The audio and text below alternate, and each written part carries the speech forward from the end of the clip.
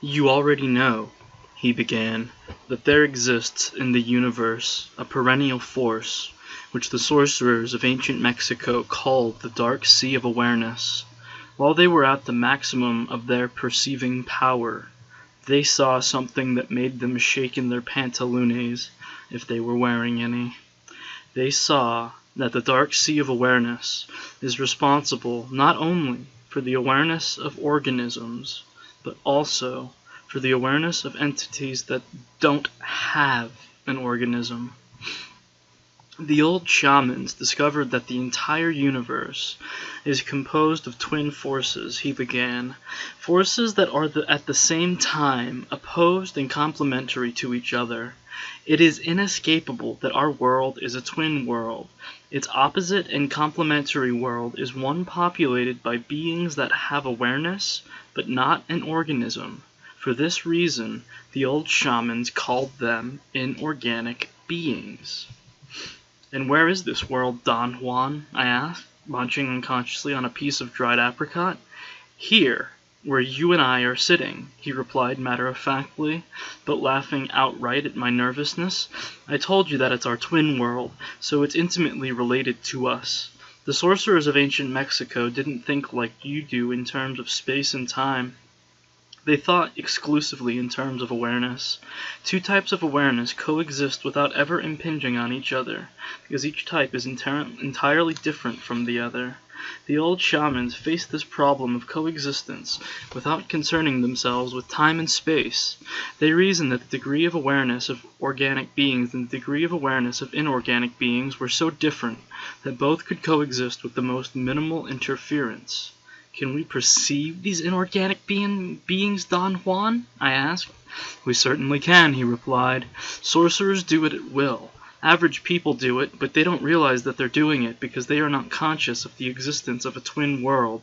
When they think of a twin world, they enter into all kinds of mental masturbation, but it has never occurred to them that their fantasies have their origin in a subliminal knowledge that all of us have, that we are not alone."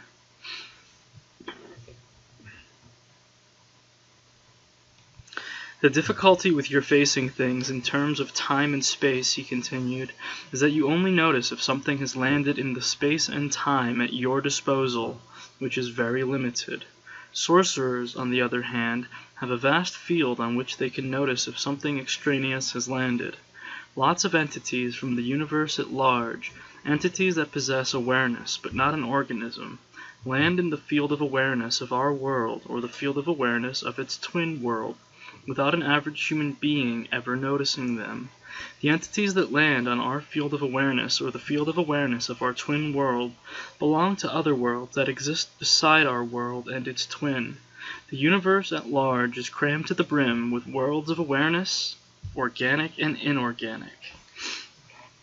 "Do those inorganic beings have life like we have life?" I asked.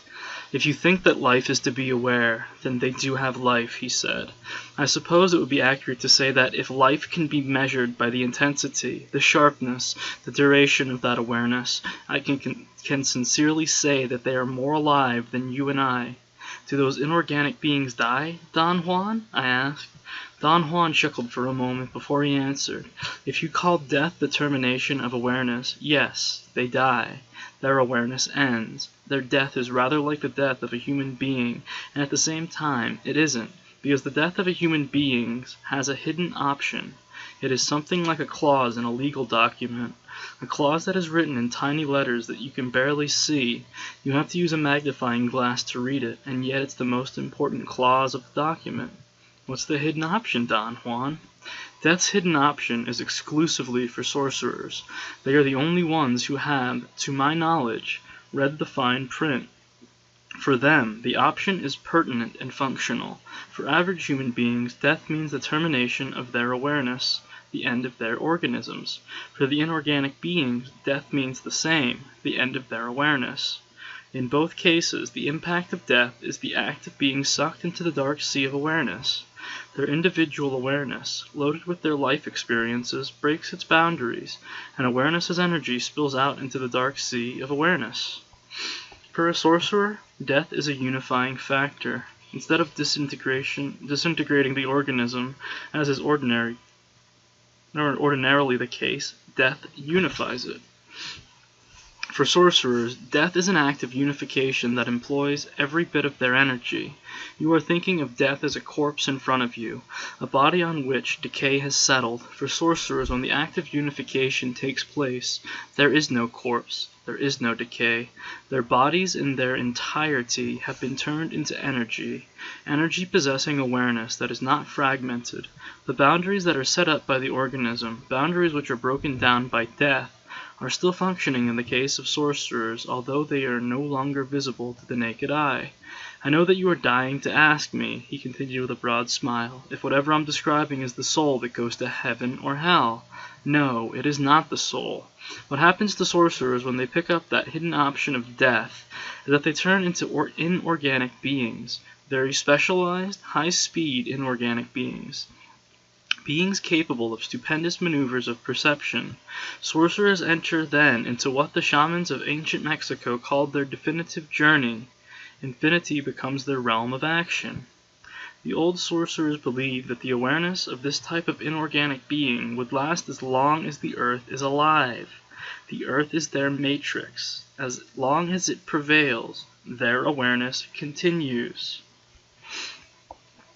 Whatever you may call a ghost or an apparition, he said, when it is scrutinized by a sorcerer, boils down to one issue. It is possible that any of those ghost-like apparitions may be a conglomeration of energy fields that have awareness, and which we turn into things we know. If that's the case, then the apparitions have energy. Sorcerers call them energy-generating configurations. Or, no energy emanates from them, in which case they are phantasmagorical creations, usually of a very strong person, strong in terms of awareness. Don Juan had also said that to be completely fair, he had to admit the possibility that the steps were the product of inorganic awareness. Don Juan said that the inorganic beings who populated our twin world were considered by the sorcerers of his lineage to be our relatives. Those shamans believed that it was futile to make friends with our family members because the demands levied on us for such friendships were always exorbitant. He said that the type of inorganic beings, who are our first cousins, communicate with us incessantly, but that their communication with us is not at the level of conscious awareness. In other words, we know all about them in a subliminal way, while they know all about us in a deliberate, conscious manner. According to Don Juan, another classification that the sorcerers of ancient Mexico made of the inorganic beings was that of scouts or explorers, and by this they meant inorganic beings that came from the depths of the universe, and which were possessors of awareness infinitely sharper and faster than that of human beings. Don Juan asserted that the old sorcerers had spent generations polishing their classification schemes, and their conclusions were that certain types of inorganic beings from the category of scouts or explorers, because of their vivaciousness, were akin to man. They could make liaisons and establish a symbiotic relationship with men. The old sorcerers called these kinds of inorganic beings the allies. I've told you all there is to know about inorganic beings, Don Juan said abruptly. The only way you can put this to the test is by means of direct experience. You must realize, he said, that it is our cognition, which is in essence an interpretation system, that curtails our resources. Our interpretation system is what tells us what the parameters of our possibilities are. And since we have been using that system of interpretation all our lives, we cannot possibly dare to go against its dictums. The energy of those inorganic beings pushes us, Don Juan went on, and we interpret that push as we may, depending on our mood. The most sober thing to do, for a sorcerer, is to relegate those entities to an abstract level. The fewer interpretations sorcerers make, the better off they are. From now on, he continued, whenever you are confronted with the strange sight of an apparition, Hold your ground and gaze at it with an inflexible attitude. If it is an inorganic being, your interpretation of it will fall off like dead leaves. If nothing happens, it is just a chicken shit aberration of your mind, which is not your mind anyways. He had described the energy body to me countless times, saying that it was a conglomerate of energy fields. The mirror image of the conglomerates of energy fields that make up the physical body when it is seen as energy that flows in the universe. He had said that it was smaller, more compact, and of heavier appearance than the luminous sphere of the physical body. He had emphasized no end that the force that binds that group of energy fields together was, according to the sorcerers of ancient Mexico, the most mysterious force in the universe. His personal estimation was that it was the pure essence of the entire cosmos, the sum total of everything there is. He had asserted that the physical body and the energy body were the only counterbalanced energy configurations in our realm as human beings. He accepted, therefore, no other dualism than the one between these two, the dualism between the body and mind, spirit and flesh. He considered to be a mere concatenation of the mind, emanating from it without any energetic foundation. Don Juan had said that by means of discipline it is possible for anyone to bring the energy body closer to the physical body. Normally, the distance between the two is enormous.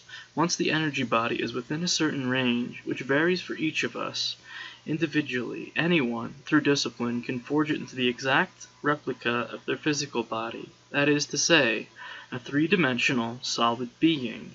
Hence the sorcerer's idea of the other or the double. By the same token, though, the same process of discipline, anyone can forge their three-dimensional solid physical body to be a perfect replica of their energy body, that is to say, an ethereal charge of energy invisible to the human eye, as all energy is. According to Don Juan, the difficulty in understanding what sorcerers did was that they proceeded from a different cognitive system.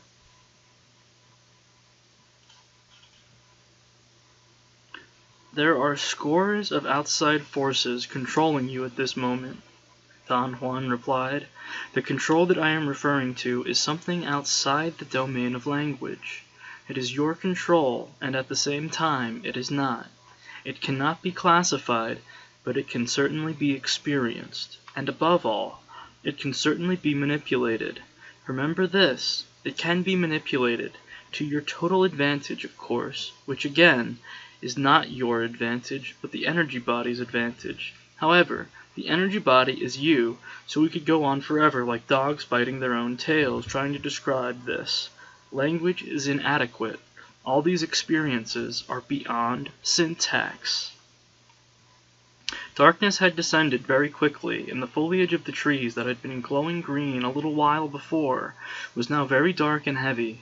Don Juan said that if I paid close attention to the darkness of the foliage without focusing my eyes, but sort of looked at it from the corner of my eye, I would see a fleeting shadow crossing my field of vision.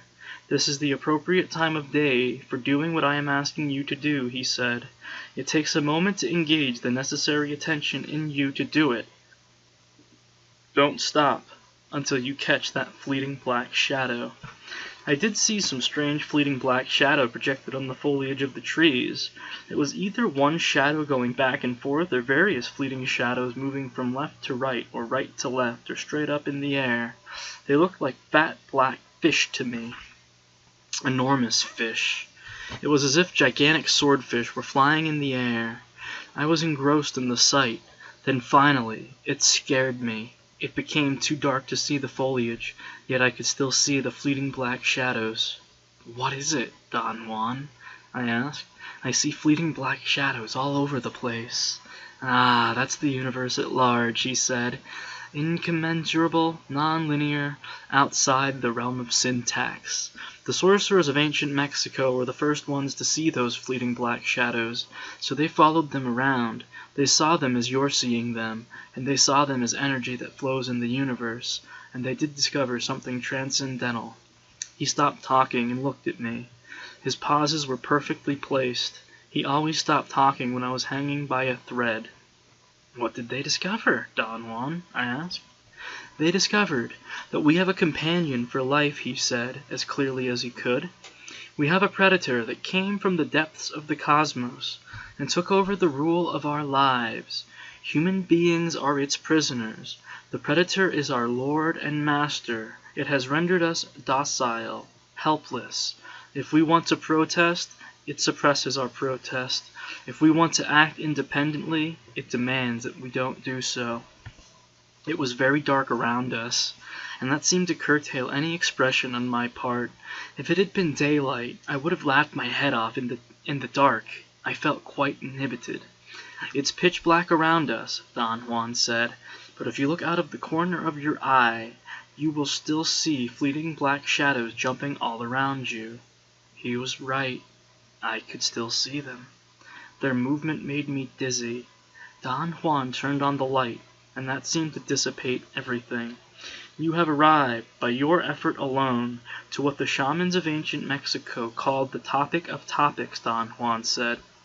"I have been beating around the bush all this time, insinuating to you that something is holding us prisoner. Indeed, we are held prisoner. This was an energetic fact for the sorcerers of ancient Mexico."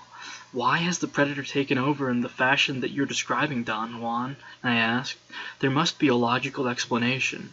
"There is an explanation," Don Juan replied, "which is the simplest explanation in the world. They took over because we are food for them, and they squeeze us mercilessly because we are their sustenance. Just as we rear chickens in chicken coops, gallineros, the predators rear us in human coops, humaneros. Therefore, their food is always available to them." I felt that my head was shaking violently from side to side. I could not express my profound sense of unease and discontentment, but my body moved to bring it to the surface. I shook from head to toe without any volition on my part. "No, no, no, no!" I heard myself saying. "This is absurd, Don Juan. What you're saying is something monstrous. It simply can't be true.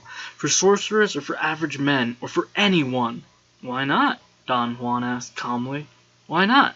Because it irritates you?" "Yes, it infuriates me," I retorted. "Those claims are monstrous." "Well," he said, "you haven't heard all the claims yet. Wait a bit longer and we'll see how you feel. I'm going to subject you to a blitz. That is, I'm going to subject your mind to tremendous onslaughts. You cannot get up and leave because you're caught.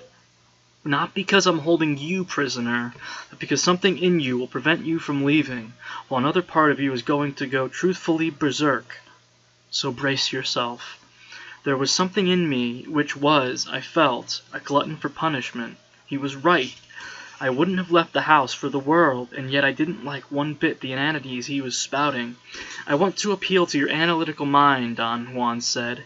"Think for a moment, and tell me how you would explain the contradictions between the intelligence of man the engineer and the stupidity of his systems of belief, or the stupidity of his contradictory behavior." Sorcerers believe that the predators have given us our systems of beliefs, our ideas of good and evil, our social mores. They are the ones who set up our hopes and expectations and dreams of success or failure. They have given us covetousness, greed, and cowardice. It is the predators who make us complacent, routinary, and egomaniacal. "But how can they do this, Don Juan?" I asked, somehow angered further by what he was saying. "Do they whisper all that in our ears while we are asleep?" "No, they don't do it that way. That's idiotic," Don Juan said, smiling. "They are infinitely more efficient and organized than that. In order to keep us obedient and meek and weak, the predators engage themselves in a stupendous maneuver. Stupendous, of course, from the point of view of a fighting strategist, a horrendous maneuver from the point of view of those who suffer it. They gave us their mind. Do you hear me?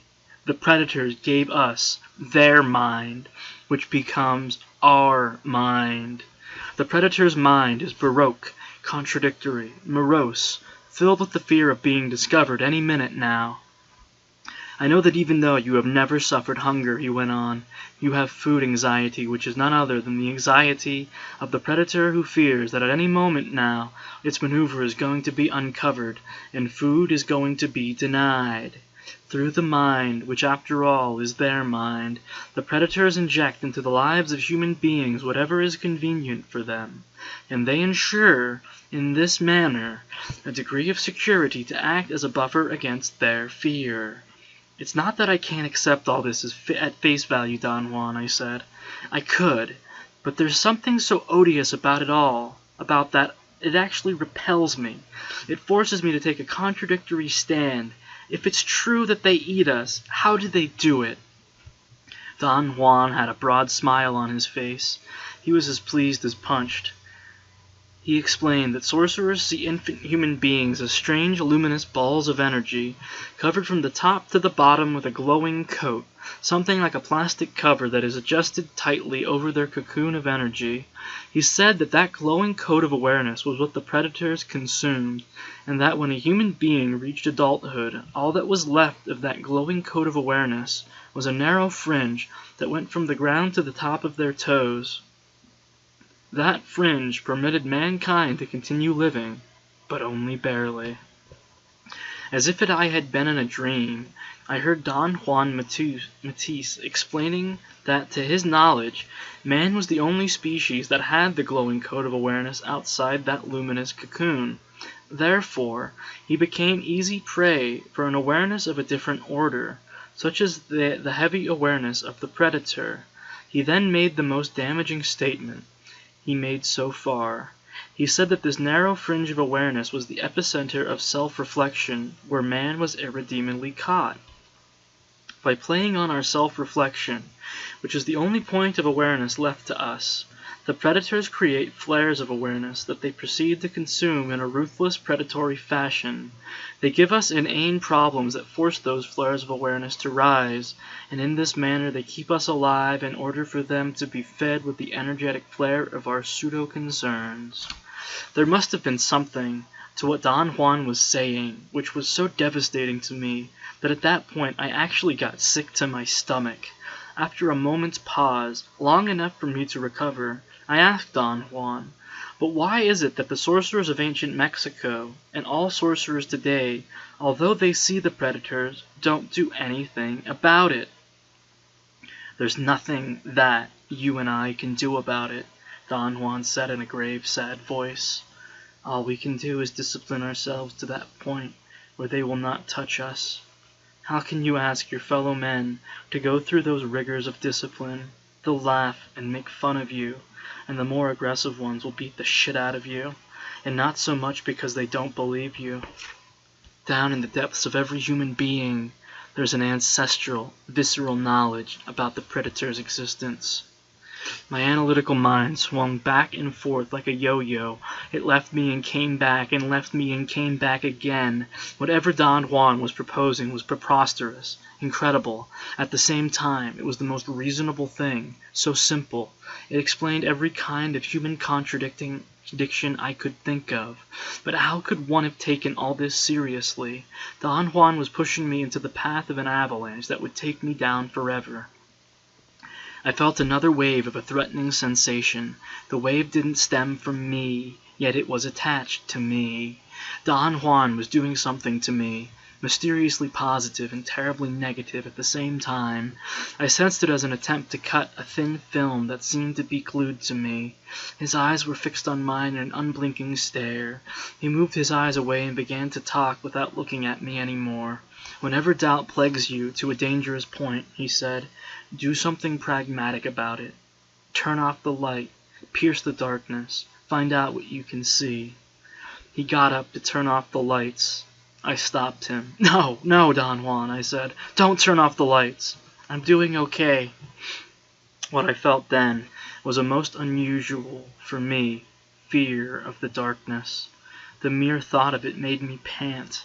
I definitely knew something viscerally, but I wouldn't dare touch it or bring it to the surface. Not in a million years. "You saw the fleeting shadows against the tree," Don Juan said, sitting back against his chair. "That's pretty good. I'd like you to see them inside this room. You're not seeing anything. You're just merely catching fleeting images. You have enough energy for that. I feared that Don Juan would get up anyway and turn off the lights, which he did. 2 seconds later, I was screaming my head off. Not only did I catch a glimpse of those fleeting images, I heard them buzzing by my ears. Don Juan doubled up with laughter as he turned on the lights. "What a temperamental fellow," he said. "A total disbeliever on the one hand and a total pragmatist on the other. You must arrange this internal fight. Otherwise, you're going to swell up like a big toad and burst." Don Juan kept on pushing his barb deeper and deeper into me. "The sorcerers of ancient Mexico," he said, "saw the predator. They called it the flyer because it leaps through the air. It is not a pretty sight. It is a big shadow, impenetrably dark, a black shadow that jumps through the air. Then it lands flat on the ground. The sorcerers of ancient Mexico were quite ill at ease with the idea of when it made its appearance on Earth. They reasoned that man must have been a complete being at one point, with stupendous insights, feats of awareness that are mythological legends nowadays, and that everything seems to disappear, and we have now a sedated man. I wanted to get angry, call him a paranoiac, but somehow the righteousness that was usually just underneath the surface of my being wasn't there. Something in me was beyond the point of asking myself my favorite question: what if all that he said is true? At the moment he was talking to me that night, in my heart of hearts, I felt that all of what he was saying was true, but at the same time, and with equal force, all that he was saying was absurdity itself. "What are you saying, Don Juan?" I asked feebly. My throat was constricted. I could hardly breathe. "What I'm saying is that what we have against us is not a simple predator. It is very smart and organized. It follows a methodical system to render us useless. Man, the magical being that he is destined to be, is no longer magical. He's an average piece of meat. There are no more dreams for man but the dreams of an animal who is being raised to become a piece of meat, trite, conventional, imbecilic." Don Juan's words were eliciting a strange bodily reaction in me, comparable to the sensation of nausea. It was as if I were going to get sick to my stomach again, but the nausea was coming from the bottom of my being, from the marrow of my bones. I convulsed involuntarily. Don Juan shook me by the shoulders, forcefully. I felt my neck wobbling back and forth under the impact of his grip. The maneuver calmed me down at once. I felt more in control. "This predator," Don Juan said, "which of course is an inorganic being, is not altogether invisible to us as other inorganic beings are. I think as children we do see it and decide it's so horrific that we don't want to think about it. Children, of course, could insist on focusing on the sight, but everybody else around them dissuades them from doing so. The only alternative left for mankind," he continued, "is discipline. Discipline is the only deterrent. But by discipline, I don't mean harsh routines. I don't mean waking up every morning at 5:30 and throwing cold water on yourself until you're blue. Sorcerers understand discipline as the capacity to face with serenity odds that are not included in our expectations. For them, discipline is an art, the art of facing infinity without flinching, not because they are strong and tough, but because they are filled with awe." "In what way would the sorcerer's discipline be a deterrent?" I asked. "Sorcerers say that discipline makes the glowing code of awareness unpalatable to the flyer," Don Juan said, scrutinizing my face as if to discover any signs of disbelief. "The result is that the predators become bewildered. An inedible glowing coat of awareness is not part of their cognition, I suppose. After being bewildered, they don't have any recourse other than refraining from continuing their nefarious task. If the predators don't eat our glowing coat of awareness for a while," he went on, "it'll keep on growing. Simplifying this matter to the extreme, I can say that sorcerers, by means of their discipline, push the predators away long enough to allow their glowing coat of awareness to grow beyond the level of the toes. Once it goes beyond the level of the toes, it grows back to its natural size. The sorcerers of ancient Mexico used to say that the glowing coat of awareness is like a tree.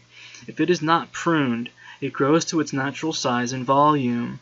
As awareness reaches levels higher than the toes, tremendous maneuvers of perception become a matter of course. The grand trick of those sorcerers of ancient times, Don Juan continued, was to burden the flyer's mind with discipline.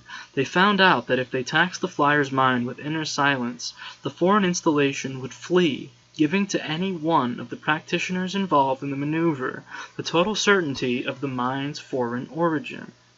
The foreign installation comes back, I assure you, but not as strong, and as a process in which the fleeing of the flyer's mind becomes routine, until one day it flees permanently. A sad day indeed.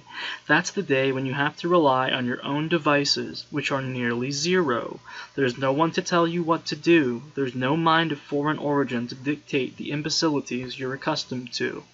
My teacher, the Nagual Julian, used to warn all his disciples, Don Juan continued, that this was the toughest day in a sorcerer's life, for the real mind that belongs to us, the sum total of our experience after a lifetime of domination, has been rendered shy, insecure, and shifty. Personally, I would say that the real battle of sorcerers begins at that moment. The rest is merely preparation. I became genuinely agitated. I wanted to know more, and yet a strange feeling in me clamored for me to stop. It alluded to dark results and punishment, something like the wrath of God descending on me for tampering with something veiled by God himself. I made a supreme effort to allow my curiosity to win. What do you mean, I heard myself say, by taxing the flyer's mind? Discipline taxes the foreign mind to no end, he replied. So through their discipline, sorcerers vanquish the foreign installation. I was overwhelmed by his statements. I believed that Don Juan was either certifiably insane, or that he was telling me something so awesome that it froze everything in me. I noticed, however, how quickly I rallied my energy to deny everything he had said. After an instant of panic, I began to laugh, as if Don Juan had told me a joke. I even heard myself saying, Don Juan, you're incorrigible. Don Juan seemed to understand everything I was experiencing. He shook his head from side to side and raised his eyes to the heavens in a gesture of mock despair. I am so incorrigible, he said, that I am going to give the flyer's mind, which you carry inside you, one more jolt. I am going to reveal to you one of the most extraordinary secrets of sorcery. I am going to describe to you a finding that took sorcerers thousands of years to verify and consolidate. He looked at me and smiled maliciously. The flyer's mind flees forever, he said. When a sorcerer succeeds in grabbing on to the vibrating force that holds us together as a conglomerate of energy fields, if a sorcerer maintains that pressure long enough, the flyer's mind flees in defeat, and that's exactly what you are going to do. Hold on to the energy that binds you together. I had the most inexplicable reaction I could have imagined. Something in me actually shook, as if it had received a jolt. I entered into a state of unwarranted fear, which I immediately associated with my religious background.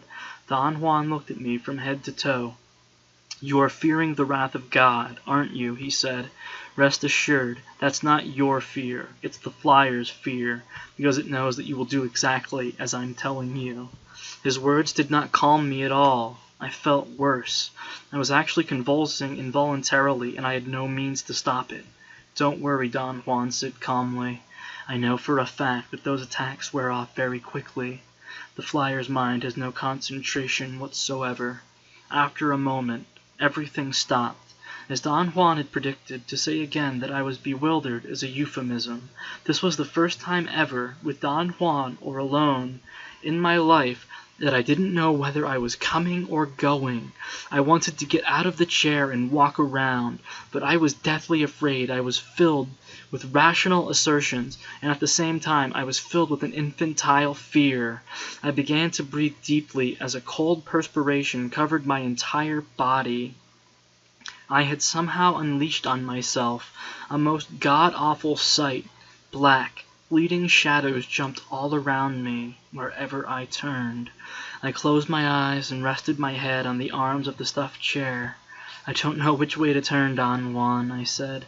"Tonight you have really succeeded in getting me lost." "You're being torn by an internal struggle," Don Juan said.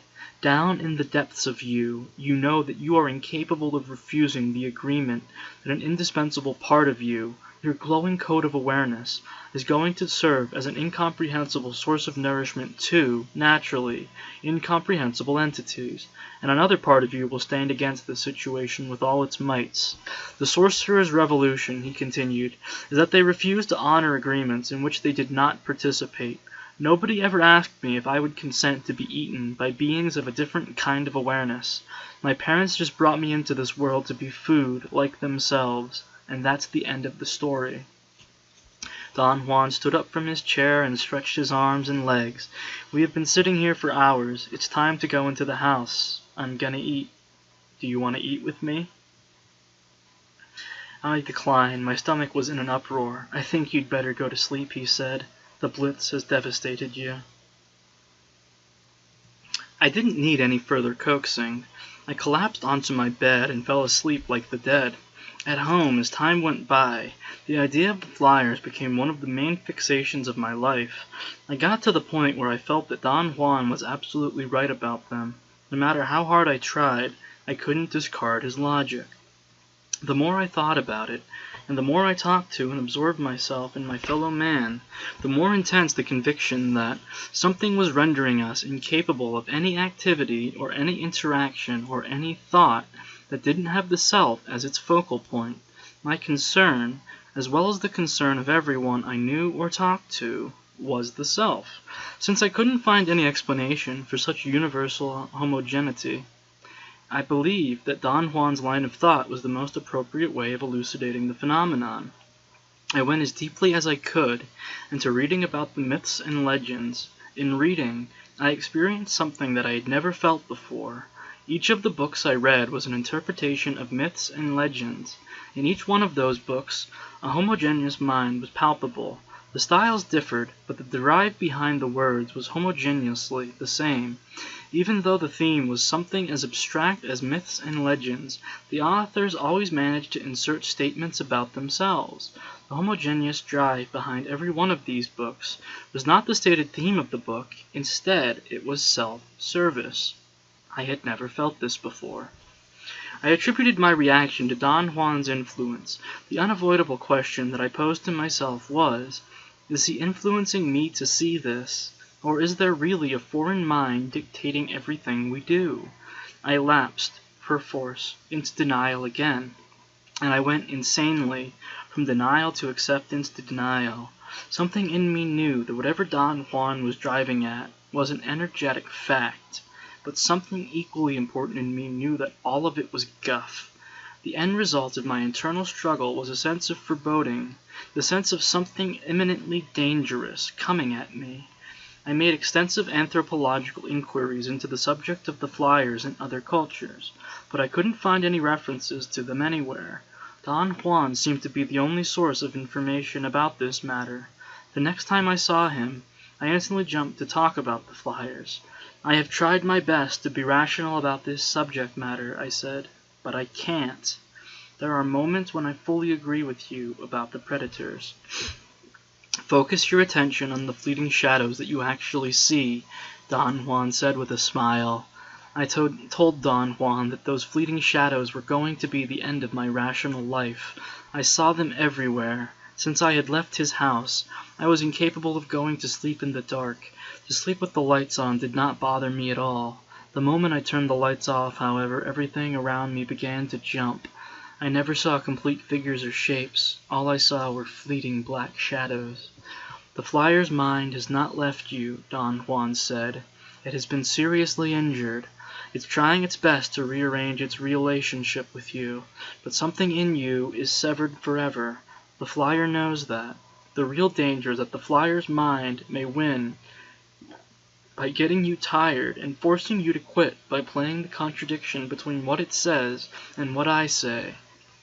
You see, the flyer's mind has no competitors, Don Juan continued.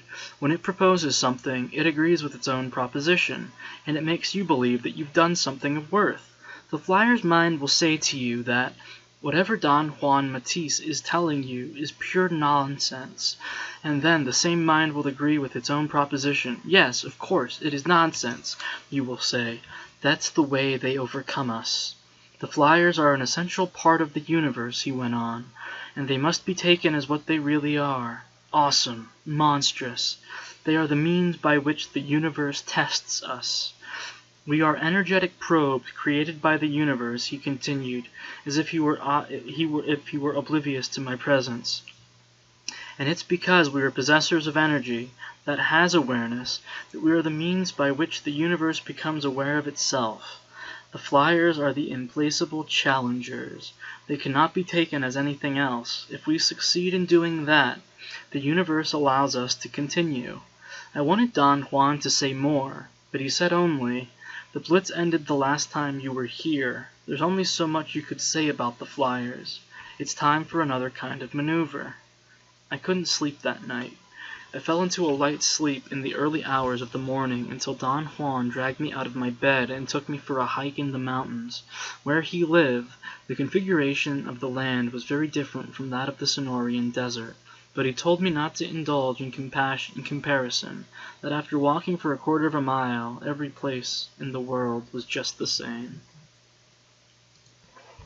"Sightseeing is for people in cars," he said. "They go at great speed without any effort on their part. Sightseeing is not for walkers. For instance, when you are riding in a car, you may see a gigantic mountain whose sight overwhelms you with its beauty. The sight of the same mountain will not overwhelm you in the same manner if you look at it while you're going on foot. It will overwhelm you in a different way, especially if you have to climb it or go around it." It was very hot that morning. We walked on a dry riverbed. One thing that this valley and the Sonorian desert had in common was their millions of insects. The gnats and flies all around me were like dive bombers that aimed at my nostrils, eyes, and ears.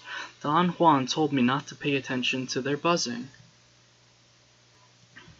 "Don't try to disperse them with your hand," he uttered in a firm tone. "Intend them away. Set up an energy barrier around you. Be silent. And from your silence, the barrier will be constructed. Nobody knows how this is done. It is one of those things that the old sorcerers called energetic facts. Shut off your internal dialogue. That's all it takes." "I want to propose a weird idea to you," Don Juan went on as he kept walking ahead of me. I had to accelerate my steps to be closer to him, so as to not miss anything he said. "I have to stress that it's a weird idea that will find endless resistance in you," he said. "I will tell you beforehand that you won't accept it easily, but the fact that it's weird should not be a deterrent. You are a social scientist, therefore your mind is always open to inquiry. Isn't that so?" Don Juan was shamelessly making fun of me. I knew it, but it didn't bother me. Perhaps due to the fact that he was walking so fast and I had to make a tremendous effort to keep up with him, his sarcasm just sloughed off me, and instead of making me feisty, it made me laugh. My undivided attention was focused on what he was saying, and the insects either stopped bothering me because I had intended a barrier of energy around me, or because I was so busy listening to Don Juan that I didn't care about their buzzing around me anymore.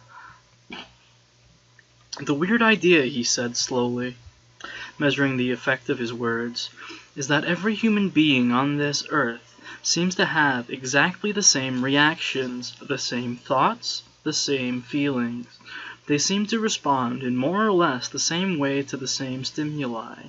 Those reactions seem to be a sort of fogged up by the language they speak, but if we scrape that off, they are exactly the same reactions that besiege every human being on earth. I would like you to become curious about this, as a social scientist, of course, and see if you could formally account for such homogeneity." Don Juan collected a series of plants. Some of them could hardly be seen. They seemed to be more in the realm of algae, moss. I held his bag open, and we didn't speak any more. When he had enough plants, he headed back for his house, walking as fast as he could. He said that he wanted to clean and separate those plants and put them in a proper order before they dried up too much. I was deeply involved in thinking about the task he had delineated for me. I began by trying to review in my mind if I knew any articles or papers written on this subject. I thought that I would have to research it, and I decided to begin my research by reading all the works available on national character. I got enthusiastic about the topic in a haphazard way, and I really wanted to start for home right away, for I wanted to take his task to heart. But before we reached his house, Don Juan sat down on a high ledge overlooking the valley. He didn't say anything for a while. He was not out of breath. I couldn't conceive of why he had stopped to sit down. "The task of the day for you," he said abruptly in a foreboding tone, "is one of the most mysterious things of sorcery, something that goes beyond language, beyond explanations. We went for a hike today. We talked. Because the mystery of sorcery must be cushioned in the mundane. It must stem from nothing and go back again to nothing. That's the art of the warrior travelers, to go through the eyes of a needle unnoticed. So brace yourself by proposing your back against this rock wall as far as possible from the edge. I will be by you, in case you faint or fall down." "What are you planning to do, Don Juan?" I asked, and my alarm was so patent that I noticed it and lowered my voice. "I want you to cross your legs and enter into inner silence," he said. "Let's say that you want to find out what articles you could look for to discredit or substantiate what I have asked you to do in your academic milieu. Enter into inner silence, but don't fall asleep. This is not a journey through the dark sea of awareness. This is seeing from inner silence." It was rather difficult for me to enter into inner silence without falling asleep. I fought a nearly invincible desire to fall asleep. I succeeded, and found myself looking at the bottom of the valley from an impenetrable darkness around me. And then I saw something that chilled me to the marrow of my bones. I saw a gigantic shadow, perhaps 15 feet across, leaping in the air and then landing with a silent thud. I felt the thud in my bones, but I didn't hear it. "They are really heavy," Don Juan said in my ear. He was holding me by the left arm as hard as he could. I saw something that looked like a mud shadow wiggle on the ground, and then take another gigantic leap, perhaps 50 feet long, and land again. With the same ominous, silent thud, I fought not to lose my concentration. I was frightened beyond anything I could rationally use as a description. I kept my eyes fixed on the jumping shadow in the bottom of the valley.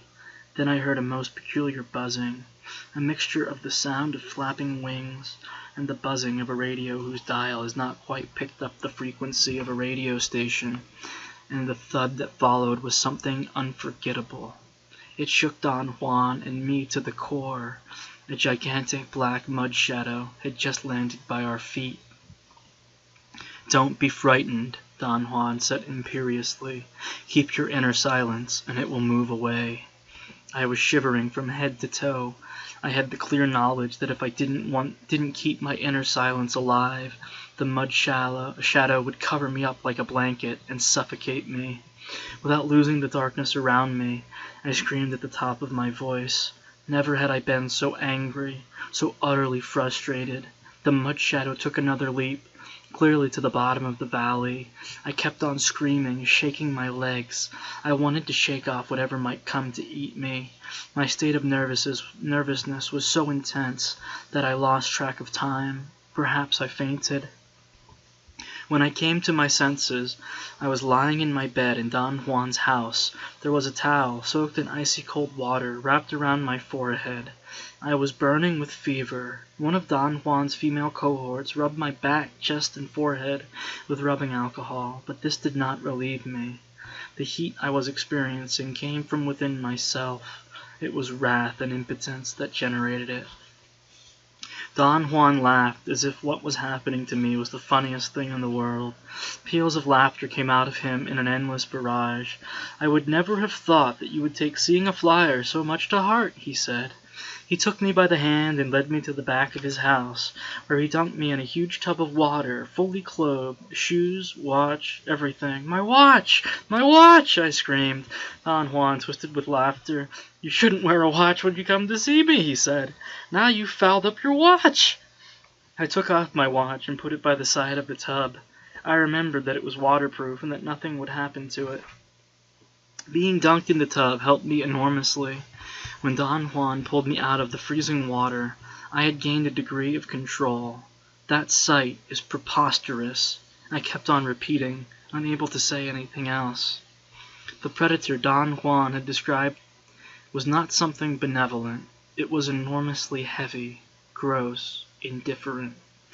It felt its disregard for us. Doubtless, it had crushed us ages ago, making us, as Don Juan had said, weak, vulnerable, and docile. I took off my wet clothes, covered myself with a poncho, sat in my bed, and veritably wept my head off, but not from myself. I had my wrath, my unbending intent, not to let them eat me. I wept for my fellow men, especially for my father. I never knew until that instant that I loved him so much. He never had a chance. I heard myself repeating, over and over, as if the words were not really mine. My poor father, the most considerate being I knew, so tender, so gentle, so helpless.